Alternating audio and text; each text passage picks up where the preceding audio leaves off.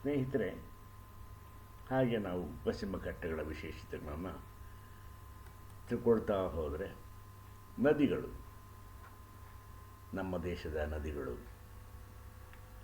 ಗಂಗಾ ನದಿ, ಸಿಂಧೂ ನದಿ, ಬ್ರಹ್ಮಪುತ್ರ ನದಿ, ಉತ್ತರ ಭಾರತ ನದಿಗಳು. ಇನ್ನು ದಕ್ಷಿಣ ಭಾರತ ನದಿಗಳಲ್ಲಿ ವಿಂಧ್ಯ ಪರ್ವತ ಮತ್ತು ಸಾತ್ಪುರ ಪ್ರದೇಶದಲ್ಲಿ ಹುಟ್ಟತಕ್ಕಂಥ ಒಂದು ಪ್ರದೇಶಗಳು.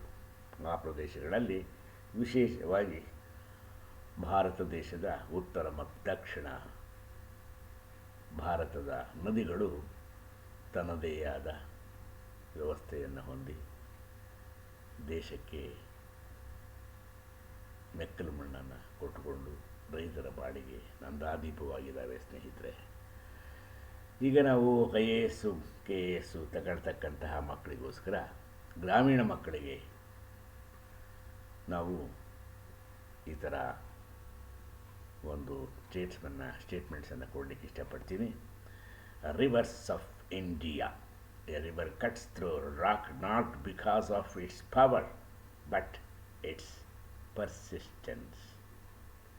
ಇದರ ಅರ್ಥವನ್ನು ನಾವು ಮಾಡಿಕೊಂಡ್ರೆ ವಿದ್ಯಾರ್ಜನೆಗೆ ಎಷ್ಟು ಒತ್ತನ್ನು ಕೊಡಬೇಕು ಅಂತಕ್ಕಂಥದ್ದು ಗ್ರಾಮೀಣ ಮಕ್ಕಳಿಗೆ ಅನುಭವ ಆಗಬೇಕು. ಸ್ನೇಹಿತರೆ, ಬನ್ನಿ, ಪಶ್ಚಿಮ ಘಟ್ಟಗಳು ಮತ್ತು ಅದರಲ್ಲಿ ಹರಿತಕ್ಕಂಥ ನದಿಗಳು, ಅವುಗಳನ್ನು ನಾವು ಎರಡು ಭಾಗಗಳನ್ನು ಮಾಡಿದ್ದೀವಿ. ಒಂದು ಪಶ್ಚಿಮಾಭಿಮುಖವಾಗಿ ಹರಿತಕ್ಕಂಥ ನದಿಗಳು ಮತ್ತು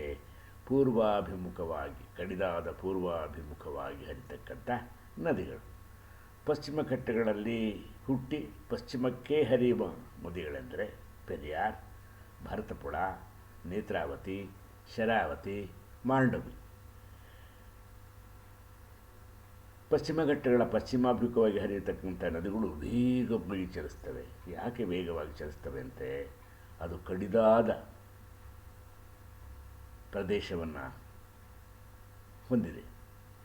ಕಡಿದಾದ ಇಳಿಜಾರಾಗಿರ್ತಕ್ಕಂತಹ ಬೆಟ್ಟಗಳಿಂದ, ಗುಡ್ಡಗಳಿಂದ, ಪರ್ವತಗಳಿಂದ, ಘಟ್ಟಗಳ ಸಾಲುಗಳಿಂದ ಕೂಡಿರ್ತಕ್ಕಂಥದ್ರಿಂದ ನದಿಗಳು ಅತಿ ವೇಗವಾಗಿ ಹರಿತವೆ, ಧುಮುಕ್ತವೆ. ಉದಾಹರಣೆಗೆ ಧುಮುಕ್ತಕ್ಕಂತಹ ನದಿಗಳಲ್ಲಿ ಜೋಗ ಜಲಪಾತವನ್ನು ನಾವು ಮಳೆಗಾಲದಲ್ಲಿ ವಿಶೇಷವಾಗಿ ಪ್ರವಾಸಿಗರನ್ನು ಕೈಬೀಸಿ ಕರೆಯುತ್ತೆ. ಆದ್ದರಿಂದ ಅವು ವೇಗವಾಗಿ ಹರಿತಕ್ಕಂಥ ನದಿಗಳು. ಇನ್ನೂ ಅನೇಕ ಪುಷ್ಕರಣಿಗಳಿಂದ ಮತ್ತು ಝರಿಗಳಿಂದ ಕೂಡಿದೆ. ಅವುಗಳಲ್ಲಿ ಪೆರಿಯಾರು, ಭರತಪುಳ, ನೇತ್ರಾವತಿ, ಶರಾವತಿ, ಮಾಂಡವಿ ಇವೆಲ್ಲವೂ ಸಹ ಪಶ್ಚಿಮ ಘಟ್ಟಗಳಲ್ಲಿ ಹುಟ್ಟಿ ಪಶ್ಚಿಮಾಭಿಮುಖವಾಗಿ ಹರಿತಕ್ಕಂಥ ನದಿಗಳು. ಇದರಿಂದಾಗಿ ಜಲವಿದ್ಯುತ್ ಉತ್ಪಾದನೆ ದೃಷ್ಟಿಯಿಂದ ಪಶ್ಚಿಮ ಘಟ್ಟಗಳು ಹೆಚ್ಚು ಉಪಯುಕ್ತವಾಗಿವೆ. ಜಲವಿದ್ಯುತ್ ನಮಗೆ ವಿಶೇಷವಾಗಿ ವಿದ್ಯುತ್ತನ್ನು ಪಡೆಯಲಿಕ್ಕೆ ಸಹಾಯ ಮಾಡ್ತವೆ. ಇನ್ನು ಕಡಿದಾದ ಪೂರ್ವಾಭಿಮುಖವಾಗಿ ಹರಿಯುವ ನದಿಗಳು, ಬನ್ನಿ ಸ್ನೇಹಿತರೆ, ಯಾವುವು ಅಂತ ನೋಡೋಣ. ಪಶ್ಚಿಮ ಘಟ್ಟಗಳಲ್ಲಿ ಹುಟ್ಟಿ ಪೂರ್ವಕ್ಕೆ ಹರಿತಕ್ಕಂಥ ನದಿಗಳಲ್ಲಿ ಗೋದಾವರಿ, ಕೃಷ್ಣ, ಕಾವೇರಿ ಈ ಮೂರು ಪ್ರಮುಖ ನದಿಗಳು, ಜೀವನದಿಗಳು. ಗೋದಾವರಿ, ಕೃಷ್ಣ, ಕಾವೇರಿ. ಕರ್ನಾಟಕದಲ್ಲಂತೂ ಕಾವೇರಿ ನಮಗೆ ಜೀವಜಲ. ಕರ್ನಾಟಕದ ಜನತೆಗೆ, ಕರ್ನಾಟಕದ ಜನಗಳಿಗೆ, ವಿಶೇಷವಾಗಿ ಈ ಅದರಲ್ಲೂ ಬೆಂಗಳೂರಿನ ನಗರವಾಸಿಗಳಿಗೆ ಕಾವೇರಿ ಜೀವನದಿ. ಇದು ತಮಿಳುನಾಡಿಗೂ ಸಹ ವಿಶೇಷವಾದ ನೀರನ್ನು ಕೊಡ್ತದೆ. ಆಮೇಲೆ ಇದು ನಾವು ತಿಳ್ಕೊಳ್ತಕ್ಕಂಥ ವಿಷಯ. ಆಮೇಲೆ ಕಬಿನಿ ಜಲಾಶಯ, ಮತ್ತು ಇನ್ನು ನಿಧಾನವಾಗಿ ಇವೆಲ್ಲವೂ ಅಷ್ಟೇನೆ ನಿಧಾನವಾಗಿ ಚಲಿಸ್ತವೆ, ಗಂಭೀರವಾಗಿ ಚಲಿಸ್ತವೆ. ಇವು ಪೂರ್ವಾಭಿಮುಖವಾಗಿ ಹರಿತಕ್ಕಂಥ ಈ ನದಿಗಳು ತುಲನಾತ್ಮಕವಾಗಿ ನಿಧಾನವಾಗಿ ಚಲಿಸಿ ಅಂತಿಮವಾಗಿ ಕಾವೇರಿ ಮತ್ತು ಕೃಷ್ಣ ಗೋದಾವರಿಗಳಲ್ಲಿ ವಿಲೀನಗೊಂಡು ಅವು ಬೇ ಆಫ್ ಬೆಂಗಾಲ್ ಅಂದರೆ ಬಂಗಾಳ ಕೊಲ್ಲಿ ಸಮುದ್ರವನ್ನು ಸೇರ್ತವೆ. ಸ್ನೇಹಿತರೆ ನೋಡಿ, ಇನ್ನು ಪಶ್ಚಿಮ ಘಟ್ಟಗಳಲ್ಲಿ ಭೌಗೋಳಿಕ ವ್ಯಾಪ್ತಿಯನ್ನು ನಾವು ತಿಳಿದುಕೊಳ್ಳೋಣ. ಸಾತ್ಪುರ ಶ್ರೇಣಿ ದಕ್ಷಿಣಕ್ಕೆ ವಿಸ್ತರಿಸಿ ಗೋವಾವನ್ನು ದಾಟಿ ಕರ್ನಾಟಕದ ಮೂಲಕ ಕೇರಳ ಮತ್ತು ತಮಿಳುನಾಡಿನವರೆಗೆ ಸಾಗಿ ಹಿಂದೂ ಮಹಾಸಾಗರವನ್ನು ಅಪ್ಪಿಕೊಂಡು ಕನ್ಯಾಕುಮಾರಿಯಲ್ಲಿ ಕೊನೆಗೊಳ್ಳುತ್ತವೆ.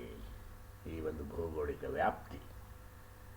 ಮತ್ತು ಈ ಸ್ಥಳದ ಆಕೃತಿಯ ಎತ್ತರ 1200 ಮೀಟರ್, ಸುಮಾರು 3900 ಅಡಿ ಎತ್ತರವನ್ನು ಹೊಂದಿದ್ದಾವೆ. ಈ ಭೂಪ್ರದೇಶ ಅರಬ್ಬಿ ಸಮುದ್ರಕ್ಕೆ ಅಭಿಮುಖವಾಗಿ ಪಶ್ಚಿಮ ಭಾಗದಲ್ಲಿ ಕಡಿದಾದ ಇಳಿಜಾರುಗಳನ್ನು ಮತ್ತು ಪೂರ್ವ ಭಾಗದಲ್ಲಿ ಡೆಕ್ಕನ್ ಪ್ರಸ್ಥಭೂಮಿಯ ಕಡೆಗೆ ಇಳಿಜಾರನ್ನು ಹೊಂದಿರತಕ್ಕಂಥದ್ದು.